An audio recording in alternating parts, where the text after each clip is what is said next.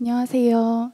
네, 오늘 귀한 시간 내어 와주셔서 진심으로 감사드립니다. 저는 사회를 맡은 시사인 경제국제팀의 전혜원 기자입니다. 시사인 대학기자상은 2007년 창간한 독립언론 시사인이 2009년에 제정한 상입니다. 대학 언론인들을 응원하고 격려하기 위한 상인데요. 올해로 10회째를 맞았습니다. 2017년부터는 대학 언론인 포럼을 열어오고 있습니다. 수상자들이 모여 각자의 경험을 나누는 자리입니다. 먼저 표한수 시사인 대표이사님이 축사를 해주시겠습니다. 여러분 큰 박수로 맞아주시길 바랍니다. 여러분 반갑습니다. 그리고 환영합니다. 이 시사인 대학 언론인 포럼은 올해가 3회째고 그 대학 기자상부터 얘기하면 올해가 10회째입니다. 그리고 시사인은 그 창간된 지 작년 가을에 11주년을 기념했었습니다. 그러니까 아직도 상당히 젊은 그런 매체입니다. 저널리즘, 진실을 파헤치고 사실을 모으고 그 사실 가운데서 진실을 찾아내고 사람들한테 그걸 전달하고 그런 일이 얼마나 중요한지, 사실을 알고 진실을 알아야 우리 내일을 개척하고 내일을 예측하고 그러는 일 아니겠는가, 그런 생각을 가끔 해봅니다.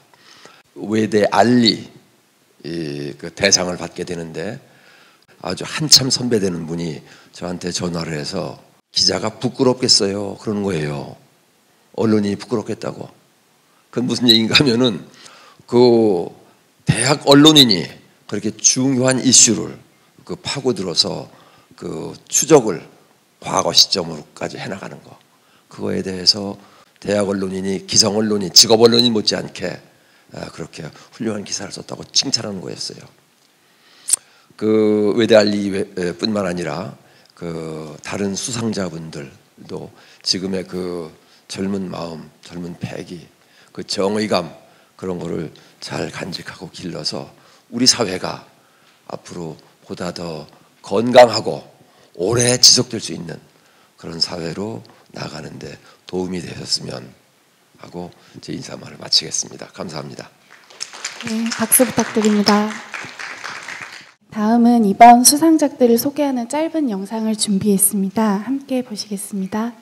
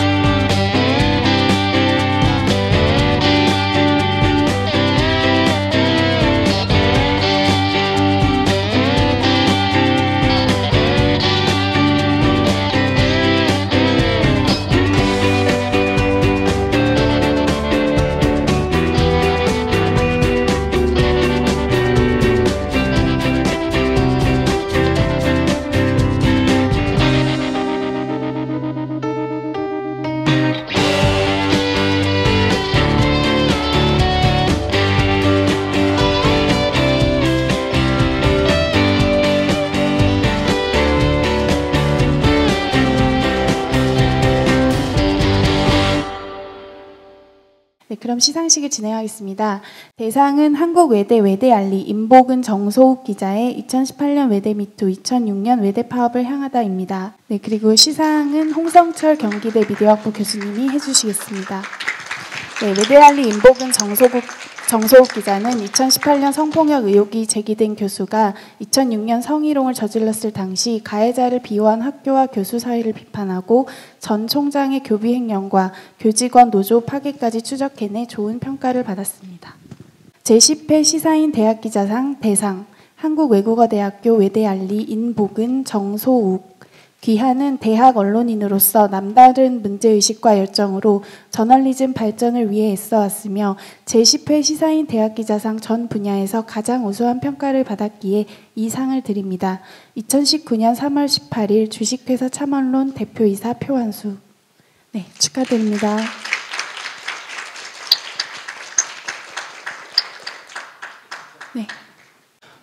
네, 안녕하세요. 경기대학교 미디어 영상학과의 홍성철입니다.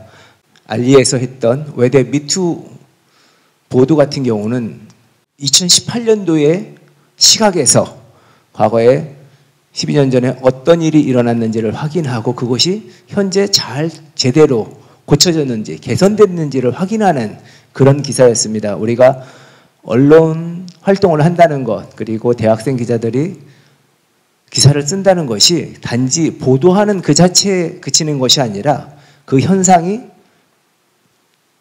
사회에 반향을 일으키고 또 관계자들한테 영향을 주어서 사회를 조금 더 좋은 세상으로 바꾸는 데 기여를 할 수 있어야지 언론이 제 역할을 한다고 할 수 있는데, 그런 의미에서 보면 외대 알리의 기사는 예전에 보도되었었고 잘못된 현실이라고 지적을 했는데도 불구하고 시간이 지나도 고쳐지지 않는 현상을 다시 한번 재확인하고, 그 다음에 작년에 잘 알다시피 미투라는 사회적 현상이 일어났을 때 그것은 단순히 안희정 지사라든지 몇몇 유명인들의 활동이 아니라 우리 주변에서도 그런 활동이 있었고 그게 고쳐지지 않았다는 것을 다시 확인하고 이를 조금 더 바꾸려는 그런 노력이 아니었을까 합니다. 그래서 당시 심사했던 선생님들은 이 작품을 대상으로 선정하자 이렇게 의견을 모았습니다. 다시 한번 수상자들한테 축하를 드립니다. 감사합니다.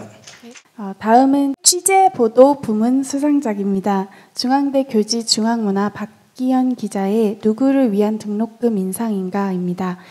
시상은 안수영 한국PD연합회장님이 오늘 못 오신 관계로 고재규 시사인 편집국장님이 대신해 주시겠습니다. 박기현 기자는 학부 등록금이 수년째 동결되는 가운데 외국인 유학생 수업료 인상에 주목해 좋은 평가를 받았습니다. 제10회 시사인 대학기자상 취재보도 부문 중앙대학교 중앙문화 박기현.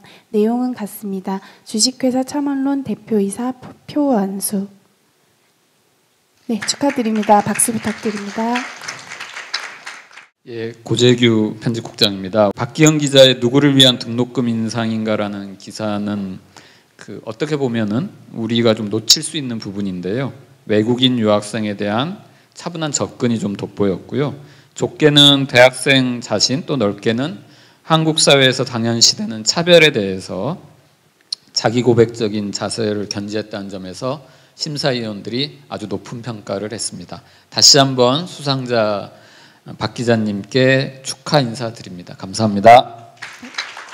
다음은 사진 그래픽 부문 수상작입니다. 이화여대 이대 학부 우하현 사진기자의 2042명 중 2034명 교수 성폭력 문제 주요 안건으로입니다. 시상은 정규성 한국기자협회 회장님이 해주시겠습니다. 우하현 기자는 교수 성폭력 고발 뒤 열린 학생총회 순간을 포착해 좋은 평가를 받았습니다. 제10회 시사인 대학기자상 사진 그래픽 부문 이화여자대학교 이대학부 우아현. 내용은 같습니다. 주식회사 참언론 대표이사 표완수. 네, 축하드립니다. 예, 반갑습니다. 한국기자협회장을 맡고 있는 정규성입니다. 수상작품들이 정말로 너무 훌륭해요. 지금 현역 기자들 뺨칠 만큼 정말 잘합니다. 지금이나 당장 이제 필드에 오셔갖고 기자 생활을 해서도 아주 무난할 정도로 정말 잘하시는 것 같아가지고 저도 늘 참 고맙게 생각합니다.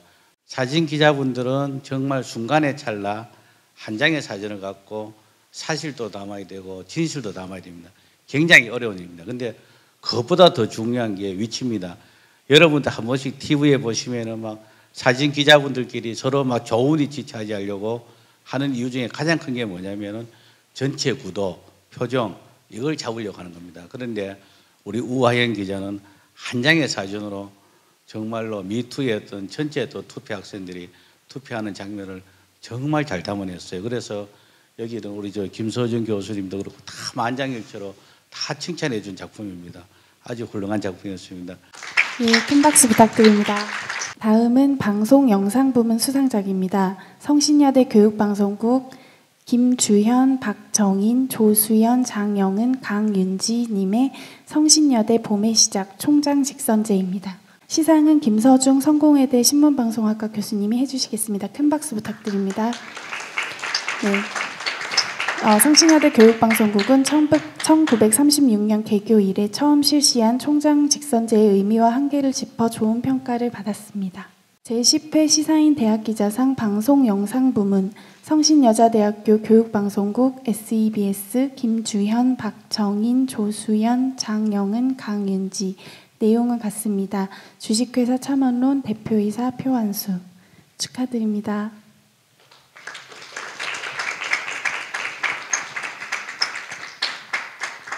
예, 저도 심사를 지금 몇 년째 오고 있는데요. 뭐 아까 앞에서 말씀하신 분들이 다 똑같이 말씀했지만 계속 좋아지고 있는 것 같아요. 특히 제가 이제 지금 시상을 하기 위한 영상 방송 부문은 역시 세대가 다르다 이런 느낌이 드는 게 우리가 영상을 일부러 하는 것보다 영상에 익숙한 세대가 영상을 편집하는 게 참 다르구나 이렇게 느낄 만큼 깔끔하고 그리고 자기네들의 의사를 분명히 드러낼 수 있는 그런 확실한 편집을 잘하는 것이 주목받을 만했고요.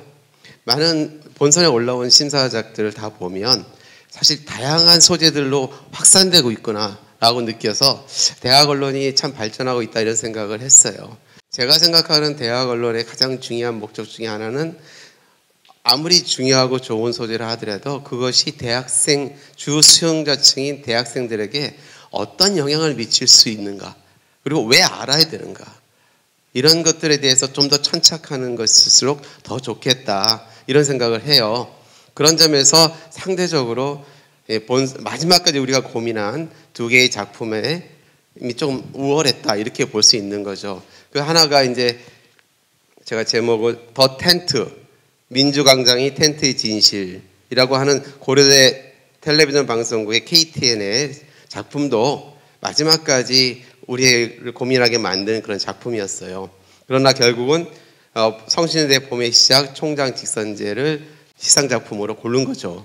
근데 이제 이 이유는 뭐냐면 아까 말한 대로 편집이나 이런 것들이 잘 되기도 했지만 그리고 가장 그 대학생들의 현실에 영향을 미칠 수 있는 중요한 소재를 잡았기도 했으니까 당연히 높은 평가를 받았지만 무엇보다도 총장 직선제에 안정적으로 제도가 정착할 수 있게 해서 어떤 게 필요할까라는 현실이 아니라 미래에 대한 고민까지 하려는 노력이 특히 돋보였다 이렇게 봤습니다. 그래서 아주 우수한 작품이라고 생각하고 저희가 수상자로 결정했습니다. 축하드립니다. 네, 감사합니다.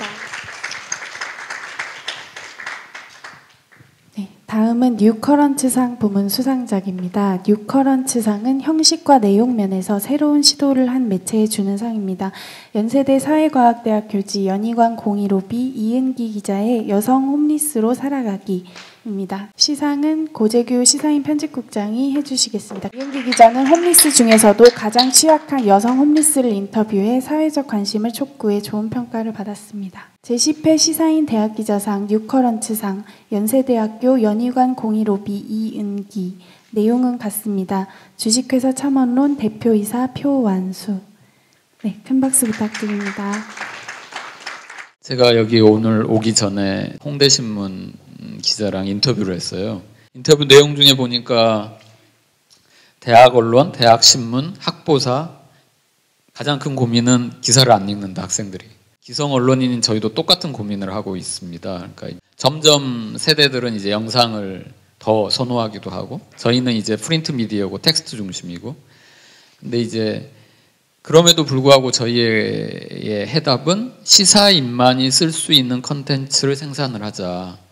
최근에 좀 화제가 됐던 게 저희가 대림동이라는 지역에 기자가 한 달 동안 들어가서 정말로 그 한 34쪽 정도 기사를 쓰고 또 거기에 멈추지 않고 온라인 프로젝트 페이지를 따로 만들어서 온오프 동시에 좀 약간 실험을 했었는데요.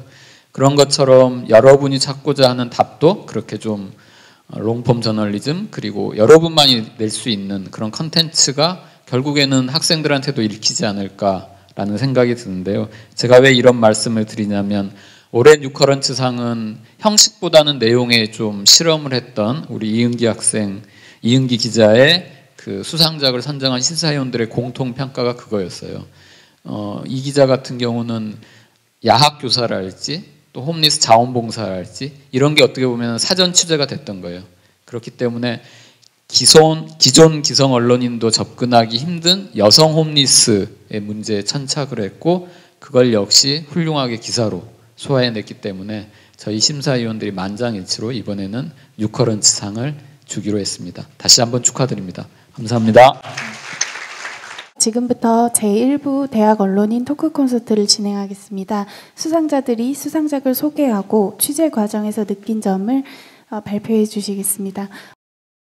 이번에 대상을 받은 외대 알리의 인복은이라고 합니다. 반갑습니다. 저희는 이번에 이제 외대 미투를 통해서 이제 외대라는 학내에 대한 어떤 구조적인 문제를 한번 짚어보자 그런 문제의식을 가지고 취재를 하게 됐습니다. 그래가지고 총 5개의 꼭지의 좀 긴 기사를 보도하게 되었는데요. 저희 취재에서 가장 직접적인 취재 계기가 된 사건은 작년 3월에 있었던 L 교수의 이제 미투 사건이었어요.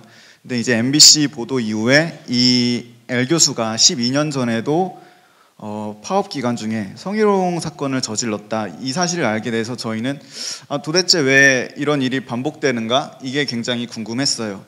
그래서 근데 이제 이 보도 이후에 이제 이 교수님은 좀 극단적인 선택을 하시게 돼서 학교 차원에서도 모든 진상 규명이 다 이제 중지가 되었어요.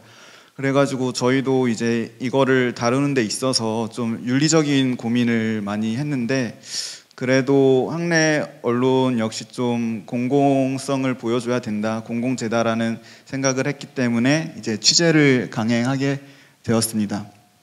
저희 첫 번째 취재는 4월에 시작되었는데요. 사실 저희도 이런 취재가 처음이어서 어떻게 취재를 해야 할지 갈피를 잡지 못했어요. 근데 마침 저희 취재원이었던 이제 조명훈 씨가 당시 자신과 관련된 소송 법률 문서들을 가져와 주고 유인물 같은 거를 딱 가져와 주셨어요. 그래서 그걸 딱 보고 이제 앞으로의 취재는 이런 어떤 법적인 자료들을 입수하는 쪽으로 방향을 이제 설정해야겠다 해서 이제 그런 자료들을 수집하는 방향으로 저희가 취재를 했습니다. 그래서 이제 자료들도 너무 방대해가지고 그 5만 원 정도 주고 타임라인 만드는 프로그램 그런 것도 한번 해가지고 사건들을 정리해 봤습니다. 근데 아무리 그래도 계속해서 법률 용어 이런 게 나오니까 저희가 읽기에도 기사가 너무 복잡하고 어려운 거예요. 근데 사실 기사라는 게 누군가 읽어줘야 그 가치가 만들어지는 거잖아요. 그래서 어떻게 할까 고민을 했는데 이제 정소욱 씨가 셜록 프레스라는 게 있다 해서 그게 뭐야 했는데 이제 얼마 후에 양진호 보도가 빵빵 터지면서 우리도 이걸 해야 된다 하면서 이제 셜록 프레스의 내러티브 구조를 거의 모방하다시피 이제 기사 형식을 좀 실험을 해봤습니다.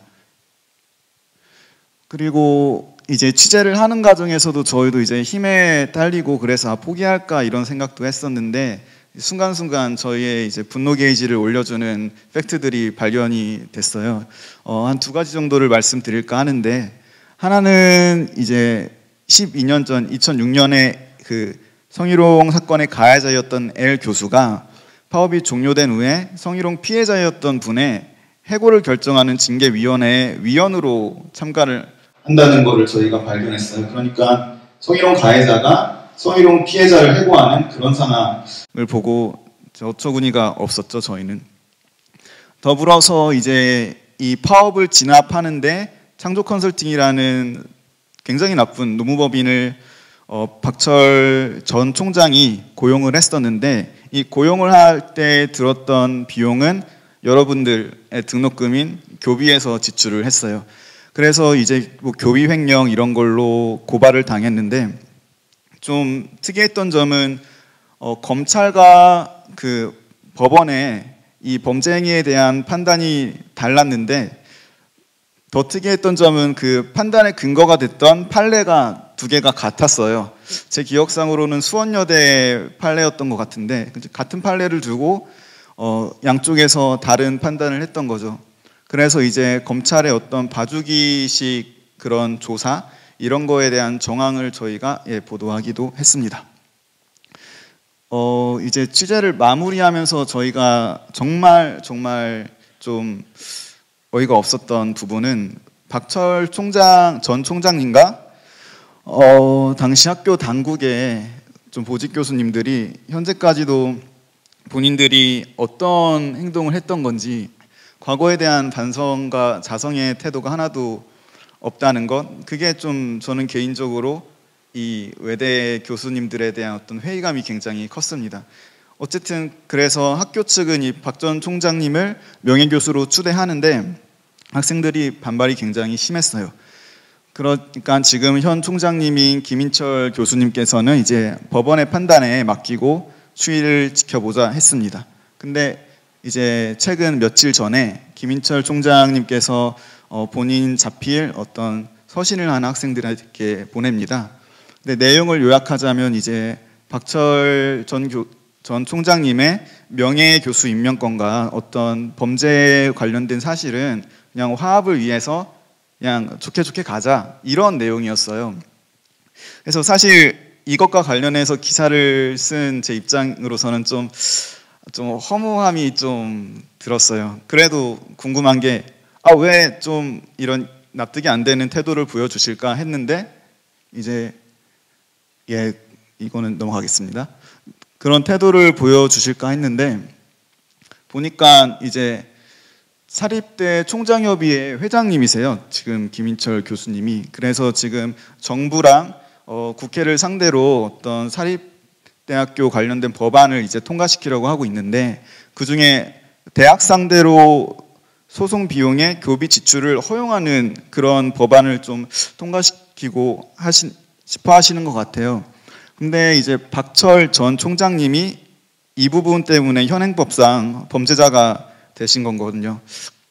그래서 이제 좀 이런 행보가 결국에는 좀 본인의 어떤 정치적인 입장 때문에 자가당착적인 모습을 보이지 않나 싶고요. 어쨌든 저희가 이렇게 상을 받고 취재원들과 좀 소소한 기쁨을 나누기도 했지만, 결국에는 이제 대학의 학생들이 각성을 해야 되고, 그러기 위해서는 이제 기성 언론의 역할이 저희보다도 좀 더 필요하다고 생각을 합니다. 그래서 앞으로 기성 언론인들께서도 저희 사립대 문제에 조금 더 적극적인 관심과 취재 열의를 불태워 주시면 감사할 것 같습니다. 감사합니다. 큰 박수 부탁드립니다. 다음은 취재 보도 부문상을 받은 중앙대 교지 중앙문화 박기현 기자의 발표를 듣겠습니다. 안녕하세요. 저는 외국인 유학생 등록금 인상으로 기사를 써가지고 취재 보도 부문 상을 받게 된 박기현이라고 합니다. 제가 이 기사를 쓸 때쯤에 2017년 보도들이 좀 있었어요. 그때 대학별로 외국인 유학생 등록금을 인상한다라는 보도였거든요. 그래서 뭐 각 대학별로 뭐 많게는 8%, 뭐 적게는 3%까지 인상을 한다는 기사였어요. 거기서 중앙대가 5% 인상했다는 거를 봤고요. 그래서 외국인 유학생, 한국 학생 수업료는 안 오르는데 왜 외국인 유학생 수업료는 오르지? 라는 그런 의문으로 아무것도 모르면서 일단 취재를 시작해봤습니다. 알고 보니까 2016년까지는 동결됐던 등록금이 2017년, 2018년에 각각 5%씩 인상됐고요. 그리고 뭐 올해는 다행인지 몰라도 1.9% 인상됐더라고요. 그래서 그 이유를 알아보니까 2016년 12월에 교육부가 외국인 유학생 수업료는 등록금 상한제 적용을 받지 않는다라고 발표를 했어요. 그래서 이렇게 2017년부터 이렇게 등록금이 인상됐던 거죠. 근데 총학생회장이 등심위원이기도 한 총학생회장이 외국인 유학생 등록금 인상을 놓고 인상된 만큼 투자가 잘 이루어졌다고 평가했거든요. 그래서 왜 그렇게 평가했냐고 물어보니까 총학생회장은 그거는 뭐 교무처에 물어봐라 뭐 이렇게 얘기를 하더라고요. 자기가 평가해놓고. 그래서 뭔 소리지 하면서 계속 물어봤는데 뭐 답장을 안 주더라고요. 그래서 대학 본부에 직접 찾아가 봤어요. 그래서 대학 본부에 물어보니까 교육비 환원율이라는 지표를 언급하더라고요. 교육비 환원율의 차이 때문에 대학 본부에서 외국인 유학생 등록금을 인상했다. 그래서 수치를 한번 보여달라. 그 교육비 환원율이 얼마나 차이가 나는가 보여달라고 하니까 본부가 등록금 인상에 있어서 근거를 대도 학생들은 단 한 번도 동의한 적이 없다. 그렇기 때문에 숫자로 뽑아낼 의미가 없다 하면서 숫자로 뽑지 않았다고 이렇게 얘기를 하는 거예요. 그래서 그러면은 대체 뭐지? 뭐 이런 생각이 드는 거예요. 그래서 근거도 없이 인상한 외국인 유학생 등록금을 저희가 그러면 한번 근거를 한번 밝혀보자라고 생각을 했어요. 그러니까 그게 과연 적절한 근거인지 한번 밝혀보자라고 생각을 했는데 외국인 유학생 등록금 환원율이라는 게 결국에는 쉽게 얘기하자면 결국 비용이 많이 든다. 외국인 유학생들에게 더 많은 비용이 든다는 얘기였어요. 그러니까 그 주장을 하면서 수치는 없지만 당연한 게 장학금이랑 프로그램이 있지 않느냐. 외국인 유학생 특별 장학금이랑 그리고 외국인 유학생 멘토링 프로그램이 있지 않느냐. 여기에 들어가는 비용이 있기 때문에 당연히 등록금 환율이 더 높을 수밖에 없다라고 설명을 했거든요. 저희가 취재를 해봤어요. 취재를 해보니까 한국 학생의 장학금이 외국인 유학생보다 거의 3배 가까이 높더라고요. 그래가지고 이게 앞서 말했던 게 설명이 안 됐던 거죠. 그리고 그 프로그램으로 사용하겠다고 했던 돈은 외국인 유학생 인상분은 등록금 인상분은 결국 그 학부의 카메라나 컴퓨터를 사는데 사용됐던 것도 확인했습니다. 그래서 결국에는 저희가 내린 결론은 사실 외국인 유학생 등록금 인상을 한 것이 결국에는 한국 학생의 비용을 일정 부분 전가한 게 아닌가라고 거칠게 결론을 내릴 수 있고요. 그래서 저희는 그렇게 얘기를 했습니다. 그래서 저는 이런 외국인 유학생 등록금 인상이 되게 조용히 진행됐어요. 대자보 한 장 없이 아무것도 알려지지 않은 채 보도되지 않은 채 일단 중앙대에서는 그랬거든요. 그래서 저는 이거를 왜 이런 일이 벌어졌는가 생각해보니까 교육부에서는 외국인 유학생 등록금 인상을 허용해주고 총학생회장은 등심위원이면서 견제와 감시의 역할을 충분히 하지 않았고 그렇기 때문에 대학 본부가 이 시스템이 이렇게 작동되지 않았기 때문에 외국인 유학생 등록금이 인상됐던 게 아닌가 하는 결론을 내렸거든요. 그래서 저는 다른 대학에서도 이 같은 일이 많이 벌어지고 있는 것 같아요. 그래서 다른 대학 언론에서도 이 문제에 대해서 관심을 가져줬으면 하는 바람이 있습니다. 감사합니다. 다음은 사진 그래픽 부문 수상하신 이대학부 우아현 사진기자의 발표를 듣겠습니다. 안녕하세요. 저는 이대학부의 우아현 기자라고 합니다. 이번에 시사인 대학기자사기 지원에 2042명 중 2034명 교수 성폭력 문제 주요 안건으로 라는 사진으로 사진 그래픽 부문 수상을 하게 되었습니다. 이 장면은 2018년 3월 28일 날에 열렸던 이화여자대학교 학생총회 장면입니다. 이날 열린 학생총회는 이화인 10대 요구한 상정 및 총장 공개 면담 진행, 교수 성폭력 문제 해결 등의 안건을 요구하기 위해 열렸습니다. 보시는 대로 많은 학생들이 총회에 참여했습니다. 전체 재학 인원은 10%인 1,535명이 참여해야 성사되는 학생총회 오후 6시 30분 기준 2,186명이 모여서 회의가 성사됐고 사진을 찍은 장면은 2,042명 중 안건에 찬성하는 학생들 2,034명이 비표를 들고 있던 순간입니다. 이 장면을 촬영하며 무엇을 느꼈는지 간단히 소개해드리겠습니다. 작년 한 해 미투 사태로 정말 많은 이야기들이 오갔습니다. 그리고 학교 안에서도 관현악과 조속과 교수의 성폭력 폭로가 있었습니다. 제가 술을 많이 마시지 않는데 이 시기에 사건들을 팔로우업하면서 마음이 복잡해져 집에서 혼자 깡소주를 마시던 기억이 나는데요. 이런 식으로 되게 해당 학과의 폭로 이후 진행 상황을 사진으로 간단히 보여드리자면 아까 보셨던 모습과 같았습니다.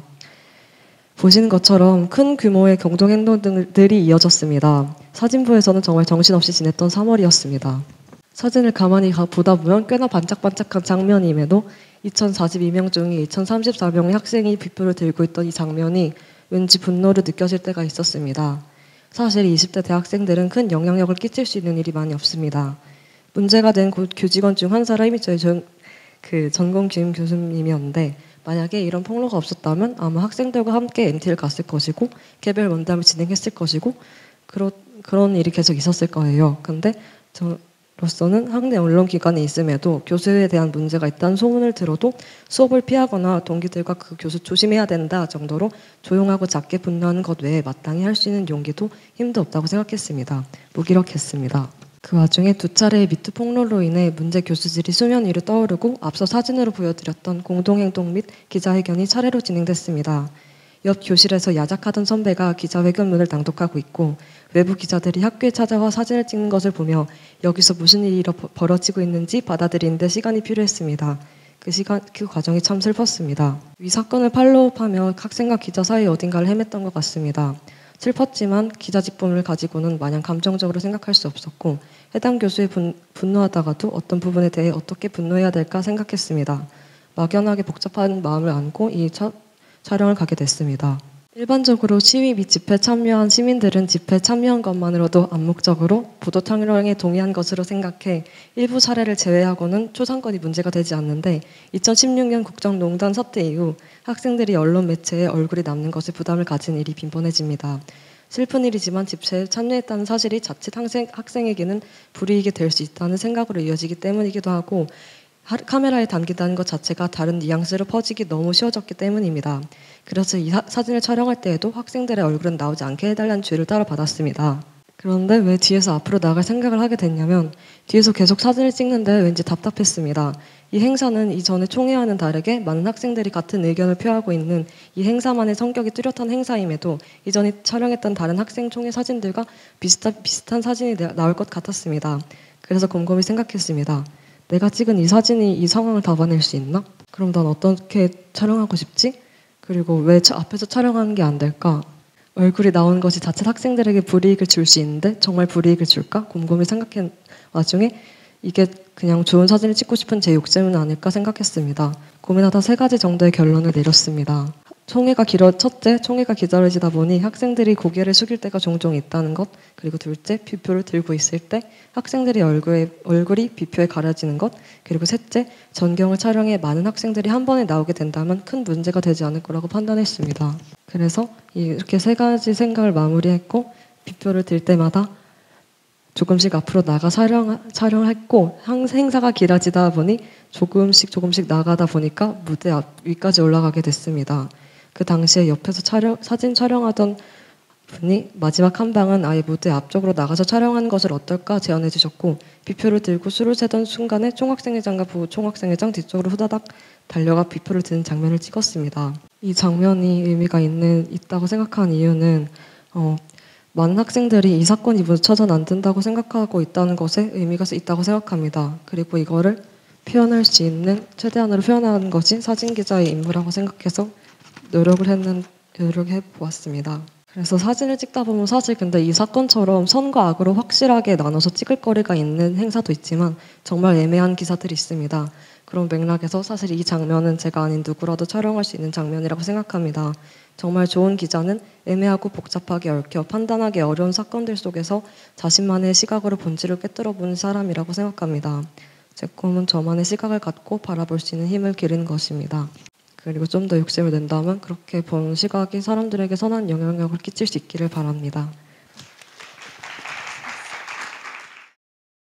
다음은 방송 영상 부문 수상하신 성신여대 교육방송국 SEBS의 발표를 듣겠습니다. 박정인 조수연 님이 발표해 주시겠습니다. 반갑습니다. 방송 및 영상 부문 수상작 성신여대 봄의 시작 총장직선제라는 영상을 만든 제작자입니다. 이 영상은 2018년도 여름에 저희가 수습국원으로 만든 첫 영상입니다. 뜨거운 여름에 저를 포함한 세 친구들이 무거운 카메라와 삼각대를 끌고 온 학교를 누비고 다녔는데요. 또 총장직선제의 흐름을 잡기가 또 어려워서 셋이 모여서 울기도 많이 울면서 만든 영상입니다. 영상을 다 만든 지금 이 수상이 저희에게 큰 격려가 됐습니다. 영상을 좋게 평가해 주신 모든 분들께 감사함을 표하며 저희 영상 제작 과정에 대해서 간단히 소개해 보려고 합니다. 아마 성신여자대학교에서 2018년도 상반기 가장 큰 이슈는 뭐라고 생각해? 라고 물으면 많은 학생들이 총장 직선제라고 답할 것입니다. 과반수가 넘는 학생의 투표율이 이를 증명하듯이 많은 성신여대 학생들이 해당 문제에 관심을 가졌습니다. 성신여자대학교 학생들의 뜨거운 관심을 제외하고도 민주화된 사회의 분위기를 토대로 교회에서는 이화여자대학교를 필두로 총장 직선제 문제가 다시 거론됐습니다.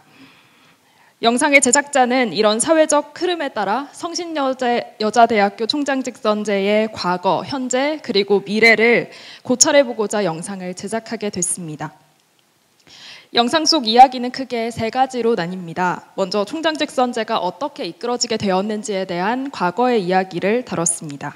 성신에서 총장 직선제 문제를 재점화시켰던 심화진 전 총장의 이야기부터 성신여자대학교 총장 직선제의 역사와 학생과 교수와의 투쟁, 마지막으로 총장 직선제의 결정 권한을 가진 이사회의 의견을 들어보고자 성신학원 이사장과의 인터뷰를 진행했습니다. 두 번째로 직선제를 시행한 현재, 그리고 총장 직선제를 발판 삼아 우리 학교가 더 나아갈 길에 대해서 모색하는 내용을 담았습니다. 성신여자대학교 재학생을 대상으로 설문을 실시해 이번 총장 직선제의 한계점을 알아봤고, 선거관리위원장 홍용철 교수와 양보경 현 총장과의 인터뷰를 통해서 더 나아가 성신이 바라보아야 할 길에 대해서 생각해 볼 수 있는 시간을 가졌습니다.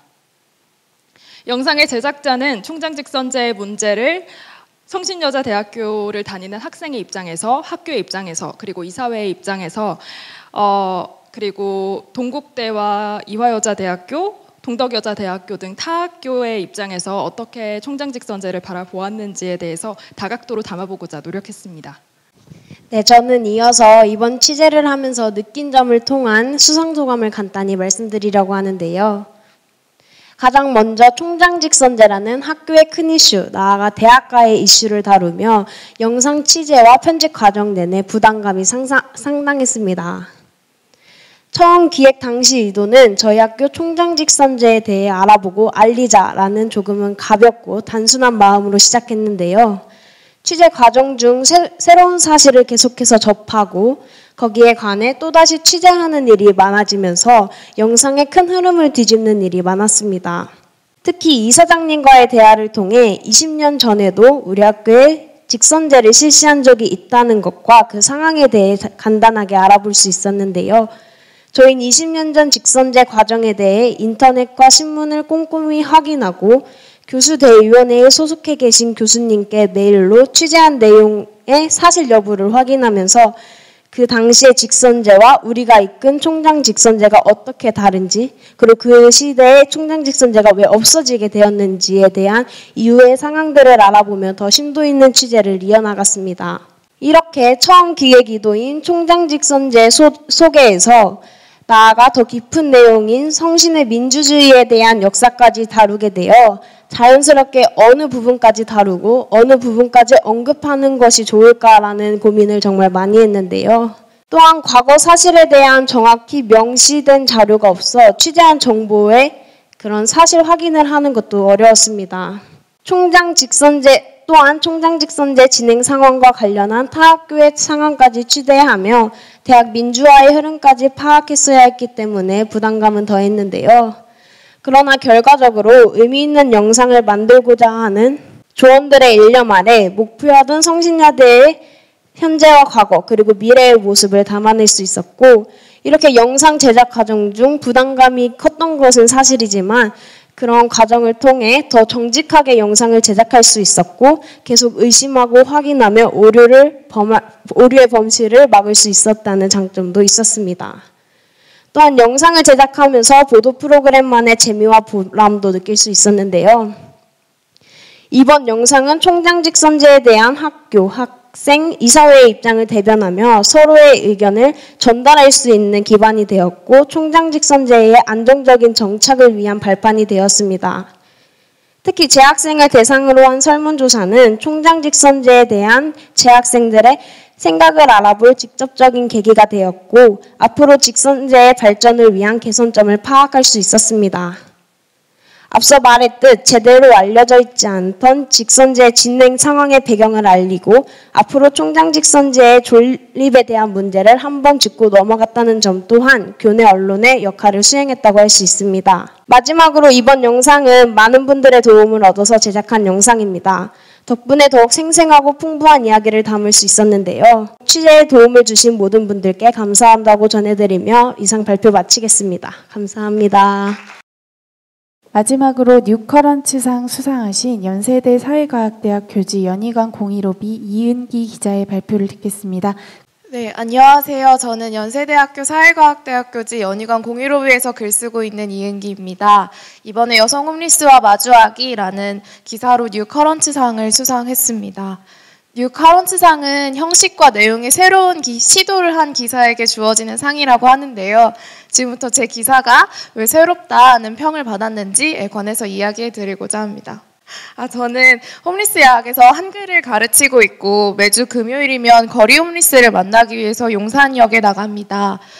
야학에서 그리고 거리에서 여성 홈리스를 만났을 때 처음 든 생각은 낯설미였어요. 왜냐하면 저에게 홈리스 문제는 IMF 이후에 실직한 남성 가장의 빈곤 문제일 뿐이었고 실제로 서울역이나 영등포역 같은 홈리스 밀집 지역에서 만난 분들도 대부분 남성들이었거든요. 그래서 여성들이 왜 홈리스 상태에 놓이게 되는지, 이들이 거리에서 어떤 경험을 하는지, 그래서 무엇을 필요로 하는지 도무지 감이 잡히지 않더라고요. 뭔가 경험적으로 생각해도 같은 홈리스 상태라고 하더라도 여성이 처하게 되는 상황은 훨씬 더 위험한 것일 텐데 말이죠. 우리는 홈리스를 향해서 불쌍하다는 동정의 시선이 아니라면 편견 섞인 두려움의 시선을 보내기 쉽습니다. 그런데 막상 그 시선을 감내하면서 일상을 살아가는 홈리스에 대해서는 별로 생각해 본 적이 없는 것 같아요. 왜냐하면 이네들의 삶이 우리가 쉽게 접하는 매체에서 잘 번역되지 않는 이야기이기 때문인데요. 악의적이거나 의도적인 무지가 아니더라도 이들의 삶을 전혀 상상할 수가 없다면 우리의 곁에 있다고 느끼기 어려워집니다. 그러면 자꾸 경계를 긋고 이 사람들을 그 경계 밖으로 밀어내게 되는 거죠. 저는 여성 홈리스를 다룬 이 기사를 통해서 그 여성 홈리스의 삶과 어려움, 조건들을 드러내고 이들의 성원권에 관해서 이야기하고 싶었습니다. 주제를 정한 뒤에는 여성 홈리스를 다룬 기사나 실태조사, 지원체계 같은 것들을 주로 살펴봤고요. 홈리스 인권운동을 하는 활동가들을 만났습니다. 그때 당시에 저의 목표는 여성 홈리스의 삶을 잘 펼쳐내는 것이었는데 뭔가 누군가의 해석을 거친 이야기를 듣기보다는 당사자의 이야기를 듣고 싶었고 그래서 당사자를 직접 만나야겠다는 생각을 했습니다. 인터뷰에서 만난 로즈마리님과 반짝이님은 홈리스 야학에서 공부를 하고 계시는 학생분들이시고 그리고 에버그린님은 반짝이님의 친구분이세요. 그래서 이분들 광화문 그리고 그 홈리스 야학 교실에서 만나서 인터뷰를 진행했습니다. 이런 조사와 기사를 바탕으로 작성한 여성 홈리스와 마주하기라는 기사는 이들이 왜 낯선 존재가 되었는지 그리고 이들이 어떻게 살아가고 있는지라는 물음에 답을 해갔던 기사라고 생각합니다. 취재를 하면서 여성 홈리스가 없거나 아니면 이들이 숨기를 선택해서 거리에 드러나지 않는 거다.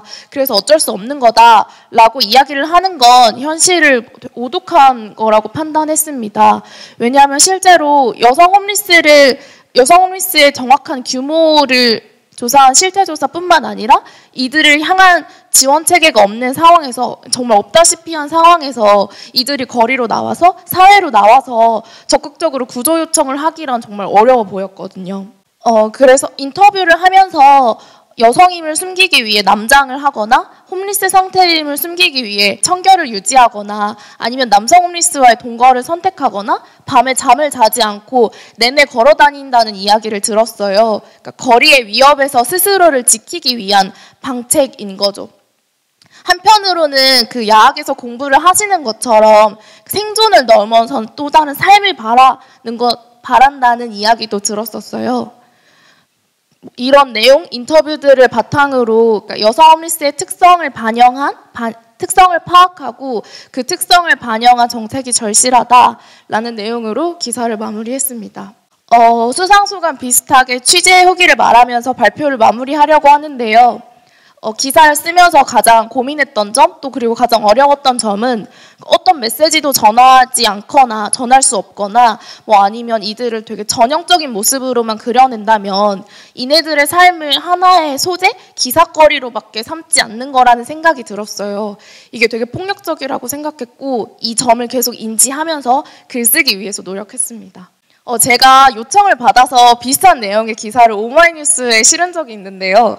그러니까 댓글이 570개 정도 달렸는데 뭐 주로 보면 홈리스는 여성 할당자 안 하냐, 남녀 갈등 조장하냐, 노숙자도 여자만 혜택 보는 세상, 뭐 이런 댓글들이 달리더라고요. 거기에 반대 버튼도 많았고, 그리고 뭐 한편으로는 진짜 댓글 수준 심각하다. 실제로 해외 노숙자들도 여성은 위생과 추위와 배고픔뿐만 아니라 성폭행 때문에 2배 더 조심히 살아간다는 다큐도 있었다. 답답하네. 뭐 이런 기사들도 있었는데요. 근데 이런 걸 보면서 의제를 제시하고 그리고 논점을 던지는 일이 진짜 너무 필요하겠다라는 생각을 많이 했습니다.